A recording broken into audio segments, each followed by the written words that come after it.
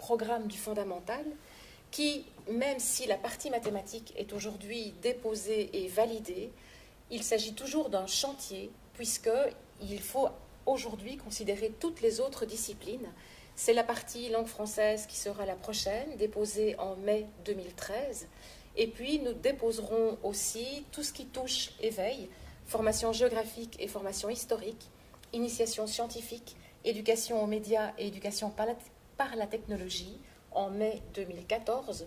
Et puis, au mois de mai 2015, il faudra considérer les langues modernes, l'éducation physique, l'éducation artistique. Et nous avons également des contacts avec les inspecteurs chargés du cours de religion, de manière à pouvoir également proposer le programme pour cette discipline-là en fonction de la structure qui a été retenue pour l'ensemble des disciplines. Aujourd'hui, nous allons aborder la partie formation mathématique qui est celle qui est finalisée. La présentation s'articule en 3 grands points et en plusieurs temps. Les 3 points, c'est d'abord une évocation de l'introduction du document qui est aussi suivie de l'explicitation du projet éducatif et des orientations pédagogiques voulues par notre réseau.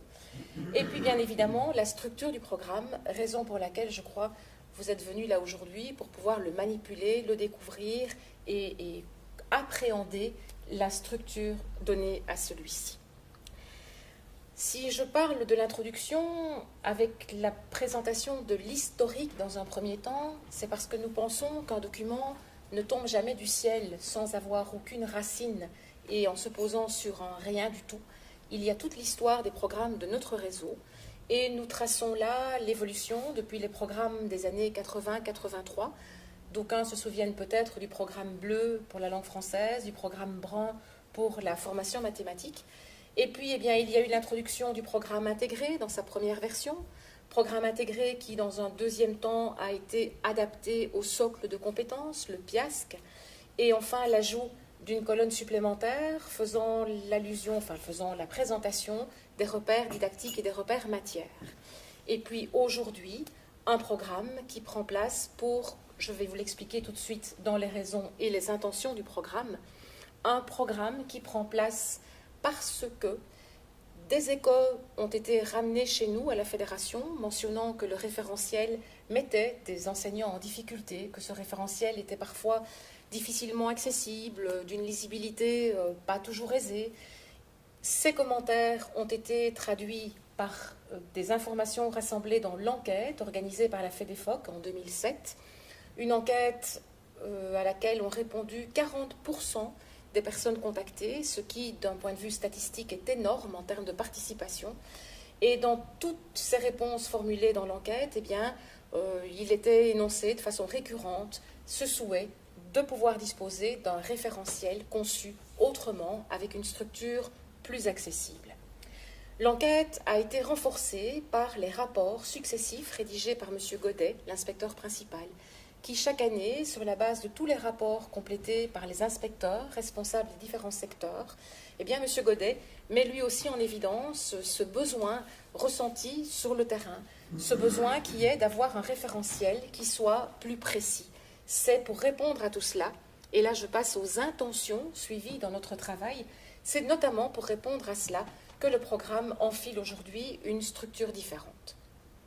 Les intentions qui sont suivies dans le travail, je viens de vous l'évoquer, c'est bien sûr la volonté de répondre à la demande qui a été formulée par les enseignants de terrain.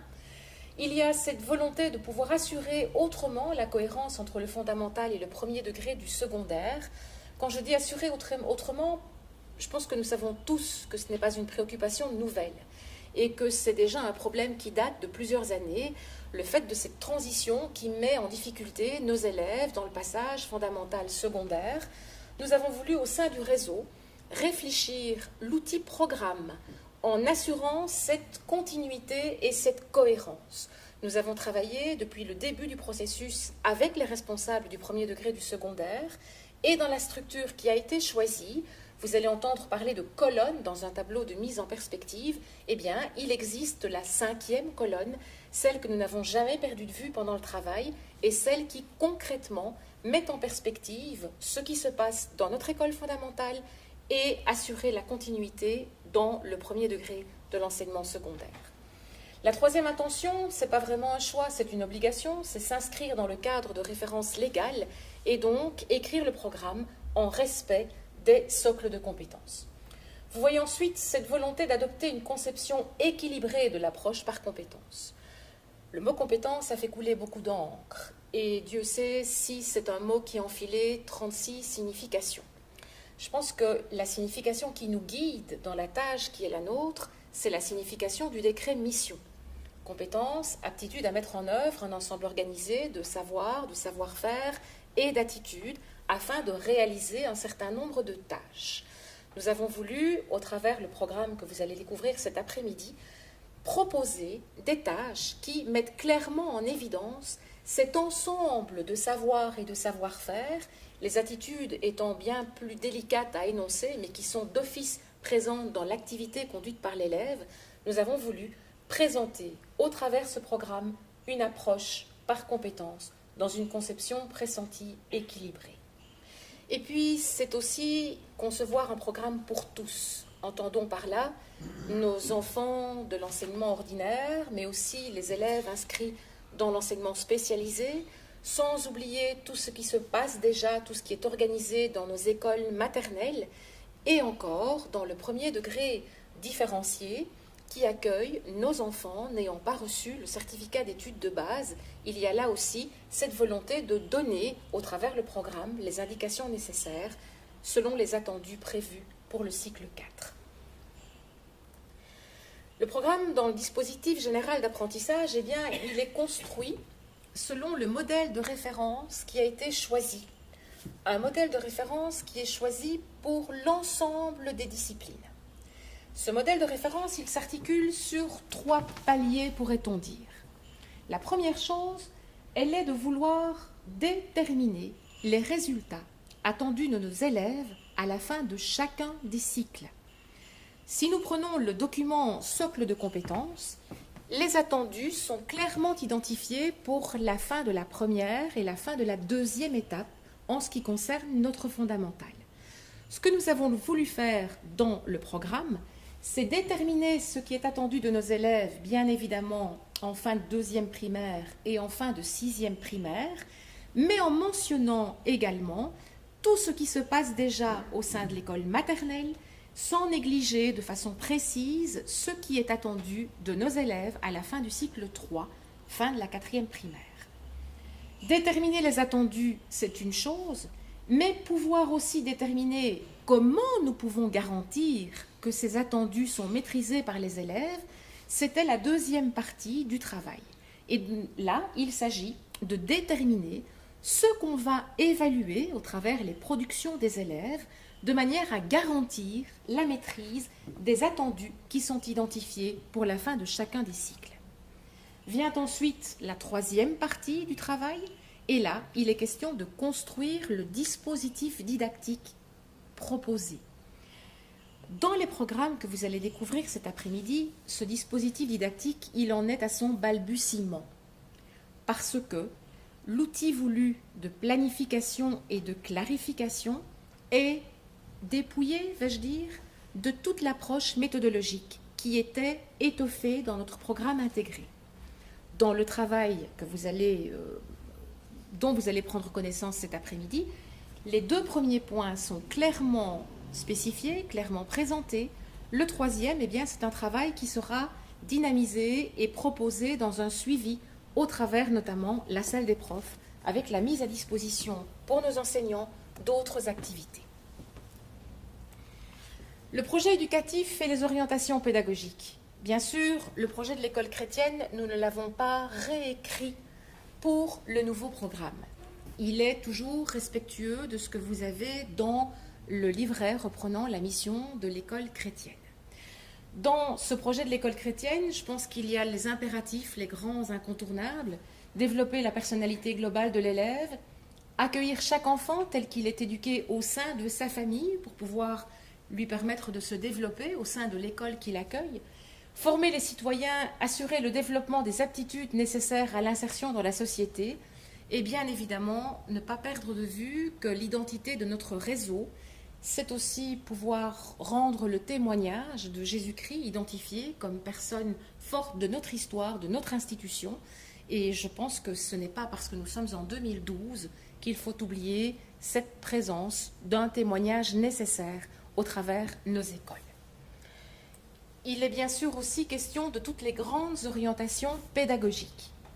Alors, peut-être si on fait l'évolution dans les programmes que j'ai rapidement évoqués tout à l'heure, dans notre programme intégré, nous avions la présentation d'une méthodologie assez spécifique. Ce que nous voulons initier aujourd'hui, ce que nous souhaitons en tout cas insuffler, c'est cette volonté de développer des stratégies d'apprentissage efficaces, bien évidemment, et variées. C'est de pouvoir continuer à pratiquer la différenciation. Plus que jamais, nous savons que chacun a des attentes et des besoins bien spécifiques et que dans notre rôle de responsable d'école, c'est de pouvoir entendre, identifier ces besoins spécifiques et y réagir. Considérer le simple et le complexe, c'est bien là, c'est peut-être tout ce qui est proposé en termes de nous proposons d'entrée de jeu des tâches avec des situations qui sont plus complexes à résoudre, ou bien nous commençons des activités par des tâches qui s'inscrivent davantage dans l'élémentaire, dans des tâches dites simples. Je crois qu'il est important de pouvoir considérer les deux. Marcel Craet, notamment, dans son article « Apprendre et enseigner, du simple au complexe et vice-versa », il attire notre attention sur le fait que si certains élèves sont tout à fait prêts à pouvoir tenir tête à des activités plus complexes d'entrée de jeu, il est quand même aussi important de se soucier de tous les autres élèves, ceux qui sont peut-être plus fragilisés, ceux qui ont besoin d'une approche différente et qui, pour eux, doivent pouvoir rencontrer des activités qui sont construites progressivement en démarrant avec des tâches élémentaires. Nous avons donc dans le programme l'abord du travail avec des tâches dites élémentaires, mais aussi avec des tâches de mise en lien. Développer les compétences transversales, aucun apprentissage ne peut se construire sans en solliciter une ou plusieurs. Dans ce programme, les compétences transversales, nous les avons revues à la lumière de plusieurs documents. D'abord, dans le programme intégré, elles étaient développées pour l'ensemble du travail. Dans le référentiel socle de compétences, elles sont indiquées pour la partie formation mathématique et pour la partie langue maternelle seulement. Nous avons consulté notamment les compétences transversales qui sont proposées dans le référentiel de l'école québécoise. Et nous les proposons un peu sur ce canevas-là, où elles sont identifiées sous forme de 4 catégories. Les compétences d'ordre intellectuel, les compétences d'ordre méthodologique, les compétences d'ordre personnel et social et les compétences d'ordre de la communication. Là encore, nous n'avons pas inventé de nouvelles compétences transversales, mais nous les avons structurées sur la base d'un canevas différent. Assurer la continuité des apprentissages, je pense que le souci de l'école, ce n'est pas de prendre en charge un enfant du 1er septembre d'une année scolaire jusqu'au 30 juin de celle-ci, mais c'est bel et bien le prendre par la main dans un processus collectif avec une continuité considérée au sein d'une même année scolaire déjà, par le même enseignant, et puis la continuité à l'intérieur d'un cycle, le passage d'une classe à l'autre, sans négliger cette transition d'un cycle à l'autre. Il est donc question de pouvoir considérer la continuité des apprentissages depuis le début de l'école maternelle jusqu'à la fin de la 6e année primaire. Assurer des apprentissages, eh bien, je crois que c'est d'office pouvoir pratiquer l'évaluation formative. Une définition que j'apprécie beaucoup par rapport à l'évaluation, c'est celle qui me dit évaluer, c'est prélever des indications pertinentes dans le travail produit par un élève afin de l'aider à améliorer sa propre production. Je crois qu'on s'inscrit bien là pour pouvoir guider un élève dans son cheminement, eh bien, je dois mesurer la maîtrise des éléments déjà là et surtout pouvoir faire en sorte de l'aider à améliorer ses propres productions. Et enfin, comme je l'abordais avec la continuité des apprentissages, la prise de conscience que l'enseignement, eh bien, c'est entrer et participer à un métier collectif. Je crois qu'on n'est pas un individu seul face à un élève pendant un moment de sa scolarité, mais qu'on est un ensemble d'enseignants responsables dans son cursus scolaire, et tout le monde a à y gagner, nous croyons, à pouvoir se concerter et à travailler ensemble sur l'organisation des apprentissages au sein d'une équipe éducative.